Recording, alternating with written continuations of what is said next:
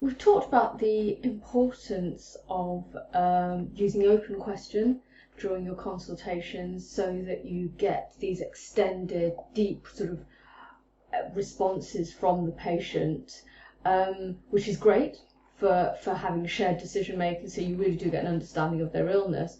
The problem is that we have finite time with the patient, so you may only have a 10-minute consultation slot.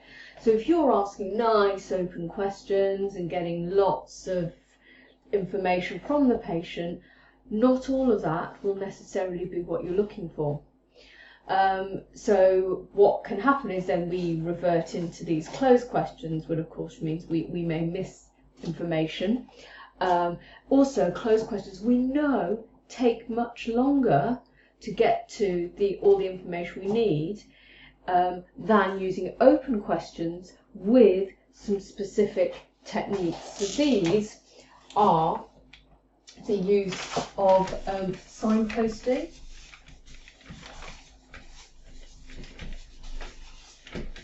and reflective listening.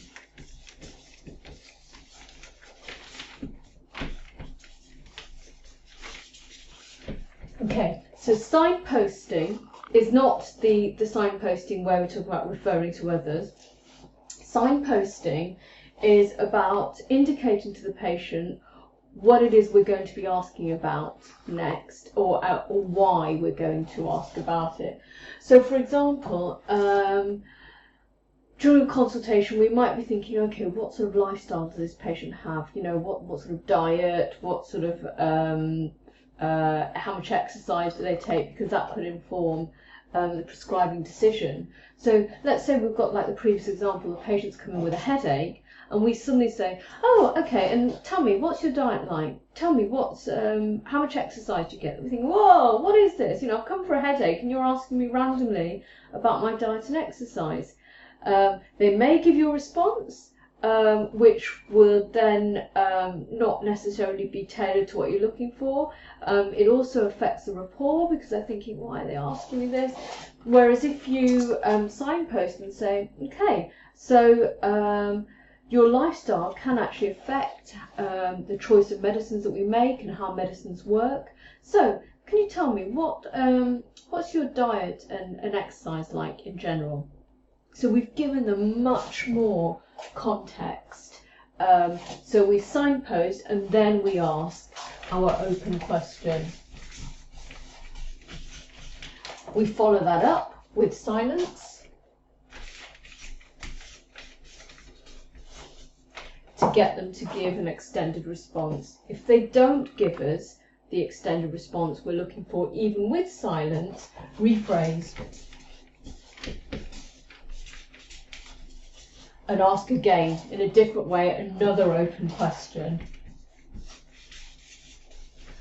So all too often we give up at the first hurdle, but no, if we haven't got what we're looking for, rephrase, ask it again, rephrase, ask it again, until we've got the richness that we're wanting before we start to go down into closed questions.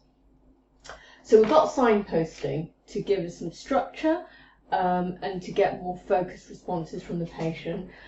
The other powerful tool that we have is reflective listening. Now, reflective listening does two things. One, it allows for conversational turn taking, because if we're doing all this silence and we're asking lots of these open questions, eventually the patient's going to think, hang on, I'm the one doing all the work here. You know, there needs to be some sort of, as I said, conversational turn taking. So the patient is saying something, you're saying something.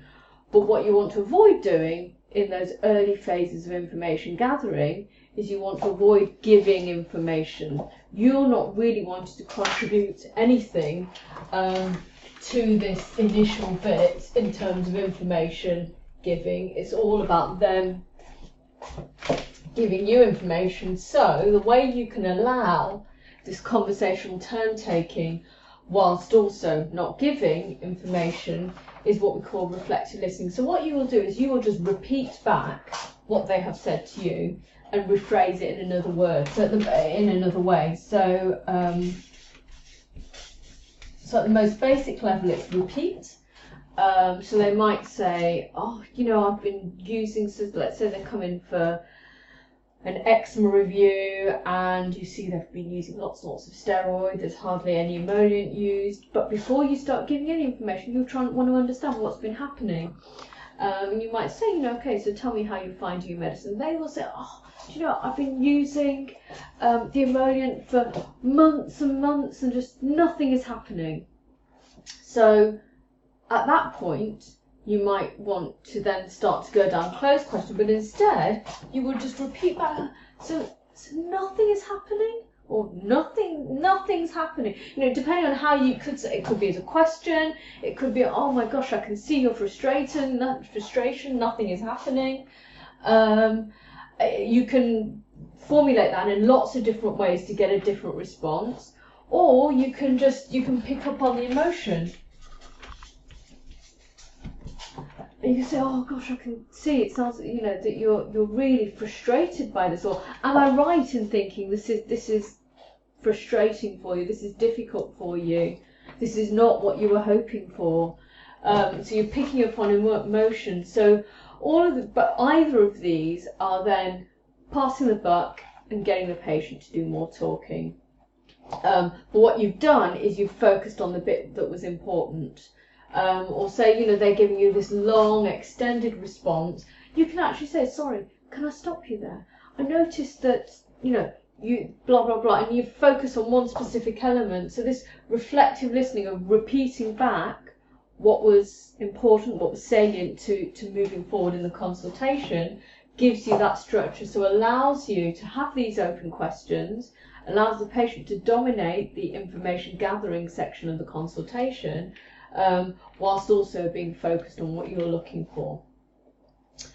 So as a component of this, we're starting to talk about reflective listening and rapport building.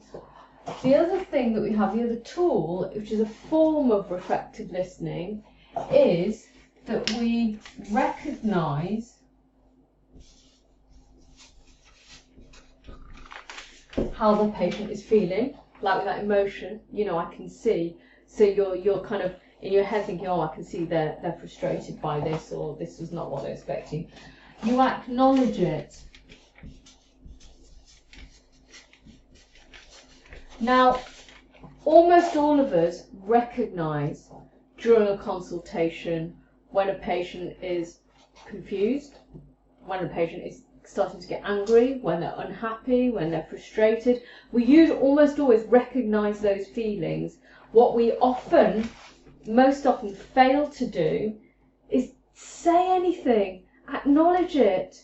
So the fact that we have those human emotions, the fact that we have those humanistic skills of recognising the emotion is lost. So from the patient's perspective, they're thinking, and rapport building, they're thinking, I'm scared, I'm happy, I'm sad, whatever the emotion is, this practitioner is not picking up on that. What is it? They're so focused on just getting a diagnosis and kicking me out, they are not picking up on, they just don't care about me. So without acknowledging, if we fail to acknowledge, if we fail to verbalise what the emotion that we're picking up on, we've achieved nothing. So it's really important to say, oh, it looks to me as though, or am I right in thinking that this is something that's worrying you? Worry, that's the emotion. Am I right in thinking this is something that is frightening, or this is something that's frustrating? So all the emotions. So we acknowledge, and then the last bit of the puzzle is we validate. That's completely reasonable. I can totally understand. So we would say, am I right in thinking you're worried about this? So we then let them say something. So they will answer and they will give us a bit of information. Say, yeah, you're absolutely right. Yeah, I am really worried about this. Blah blah blah. And they will offer you. They will tell you then what's worrying you, the reason, and then you can say, well, yeah, I can completely understand. That's totally reasonable. That the fact that you're sister, your whatever, had these headaches, and they later found that, you know, that was a hemorrhage, and that's concerning you. That's completely reasonable. So let's talk. And then you can then move on. Signpost. So let's talk about then what if we finish gathering, we can then say, well, let's talk about what you know about brain hemorrhages, for example, or hemorrhages.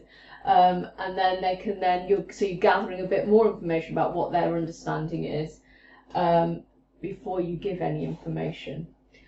So we talked about primarily using open questions, using silence as much as possible to get them to add extra information, and avoiding non-verbal utterances, so avoiding the hms, has, because just doing that will cut them off.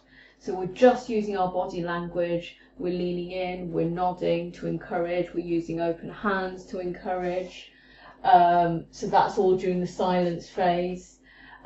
Without that, if they still give us quite closed, quite short responses, we're going to rephrase our open question, throw it back to them. The way we structure is we use reflective listening. So we repeat back the bits that are salient, that we want them to elaborate on further, or we pick up on the emotions. And then we're building rapport by recognizing these emotions, picking up on them, acknowledging them as being something we've recognized, so that means verbalize, get them to tell us whether or not we spotted that correctly, and then validate whatever description or rationale they give for their emotion.